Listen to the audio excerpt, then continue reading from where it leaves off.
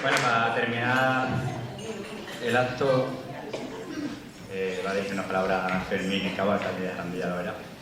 Y lo terminaremos cantando la canción.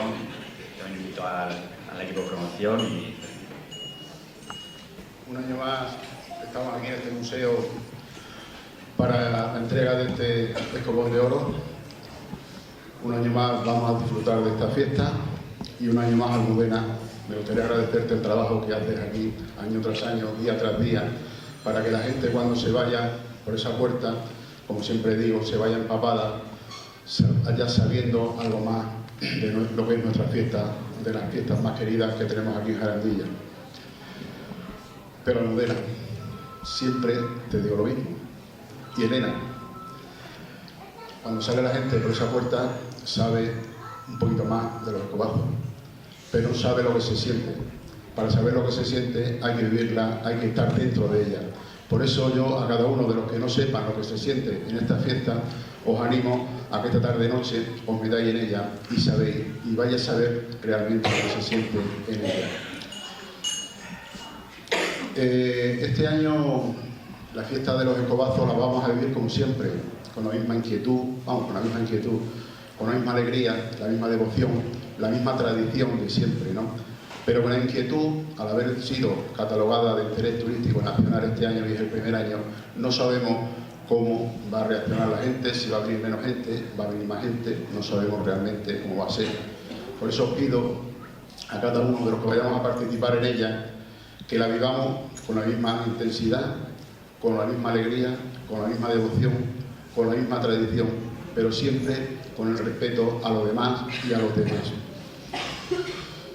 Este año vamos a, como ha dicho Pablo, a entregar el Escobón de Oro aquí, al que están detrás, al del Sopetrán, y no es que vaya a decir que se lo merezcan más ni menos que los demás, pero sí tienen motivo para tener este galardón. Y lo sé porque algunas veces los he acompañado, no todas las veces que quisiera, pero alguna vez lo intentaré yo y intentaré un poquito más con la cuenta que me tiene, como dicen, pero bueno. Llevan el nombre de nuestra patrona, llevan el nombre de Jarandilla por todos los sitios donde van, no solo aquí, sino fuera, y lo sé, y lo defienden, como bien ha dicho antes, su patrona,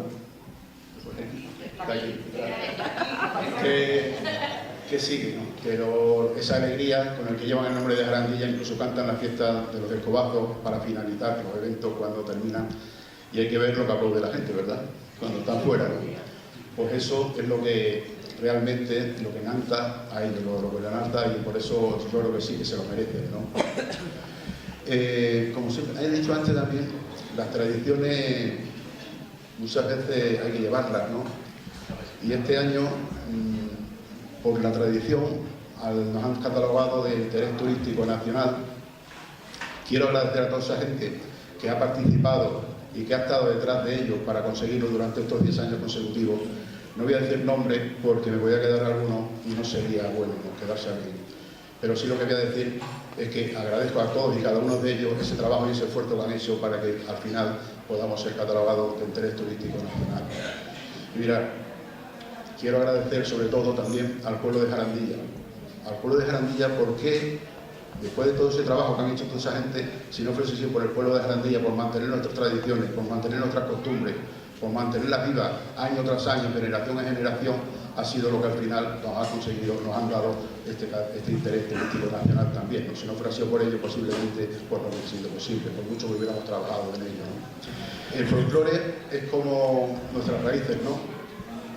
¿Y os imagináis si a una higuera le faltan sus raíces? ¿Os imagináis si a una tabaquera le faltan sus raíces? ¿Os imagináis si a una pimentera le faltan sus raíces? ¿O a una encina? ¿O a un alcornoque? ¿Qué pasaría? Parar un momento y pensar, pues eso es lo que pasaría si nos faltara nuestro folclore. Por eso quiero agradecer a la Virgen del Sopetrán, al grupo folclórico Virgen del Sopetrán, por mantener nuestras tradiciones, por mantener nuestras raíces, porque gracias a ellos no las estamos perdiendo. Muchas gracias y viva la